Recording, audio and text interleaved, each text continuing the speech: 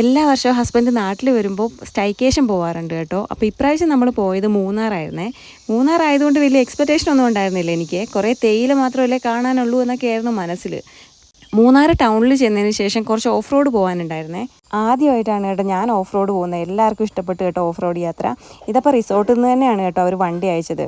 ശരിക്കും ഒരു കൊടും കാട്ടിൽ തന്നെയാണ് കേട്ടോ റിസോർട്ട് സ്ഥിതി ചെയ്യുന്നത്. റിസോർട്ടിൻ്റെ ആംബിയൻസും ആ ലൊക്കേഷനും എല്ലാം അടിപൊളിയാണേ. റിസോർട്ടിലെത്തിയ പാടെ തന്നെ വെൽക്കം ഡ്രിങ്ക് ആയിട്ട് അവർ ചുക്ക് കാപ്പി തന്നിട്ടുണ്ടായിരുന്നു കേട്ടോ. ശരിക്കും നല്ല തണുപ്പുള്ള സമയമായിരുന്നു. അപ്പോൾ ചുക്ക് കാപ്പി നല്ല സുഖം ഉണ്ടായിരുന്നു കേട്ടോ കുടിക്കാൻ വേണ്ടിയിട്ട്. ചെറുതായിട്ടൊന്ന് റെസ്റ്റ് എടുത്തതിന് ശേഷം പിന്നെ അവരവിടുത്തെ വ്യൂ പോയിന്റും കാര്യങ്ങളും എല്ലാം പറഞ്ഞു തന്നേ. പിന്നെ നമ്മൾ നേരെ റൂമിലേക്ക് പോയി. നമ്മൾ ട്രീ ഹൗസ് ആണേ ബുക്ക് ചെയ്തത്. കുറച്ച് മേളിലേക്ക് കയറി പോണേ. ഇതാ ഈ കാണുന്ന 2 ട്രീ ഹൗസ് ആയിരുന്നു കേട്ടോ നമ്മൾ ബുക്ക് ചെയ്തിട്ടുണ്ടായിരുന്നത്. 2 വലിയ മരത്തേലാണ് കേട്ടോ ആ ഒരു വീട് നിൽക്കുന്നത്. ഇത് വീടിനകത്ത് കണ്ട് ഇതുപോലെ വലിയൊരു മരമാണ്. അത്യാവശ്യം ഒരു ഫാമിലിക്ക് സ്റ്റേ ചെയ്യാൻ പറ്റിയ വലിയ റൂമായിരുന്നു കേട്ടോ. പിന്നെ നമ്മൾ ജനലൊക്കെ തുറന്ന് നോക്കിയപ്പോൾ അത് ആ കാട്ടിലേക്ക് നോക്കുന്ന അവസ്ഥയായിരുന്നു കേട്ടോ. നല്ല രസം ഉണ്ടായിരുന്നു കാണാൻ വേണ്ടിയിട്ട്. ഇതായിരുന്നേ ബാൽക്കണി സെറ്റപ്പ് വരുന്നത്. ശരിക്കും ഒരു ശാന്തമായിട്ടുള്ള സ്ഥലമാണ് കേട്ടോ. വാഹനങ്ങളുടെ ഒന്നും സൗണ്ട് ഇല്ലാത്ത നിറച്ച് കിളികളുടെയും ഈ വീടിൻ്റെയൊക്കെ സൗണ്ട് തന്നെയായിരുന്നേ കേൾക്കാനുണ്ടായിരുന്നത്. അടിപൊളി ഒരു ലൊക്കേഷൻ ആയിരുന്നേ. ഇടയ്ക്കിടയ്ക്ക് കോട വരികയും പോവുകയും ഒക്കെ ചെയ്യും കേട്ടോ. ഈവനിങ് ടൈം ആയപ്പോഴത്തേക്കും നല്ല കോട ഇറങ്ങി. അതും കണ്ട് ഞങ്ങൾ ചായ കുടിക്കുവാണേ.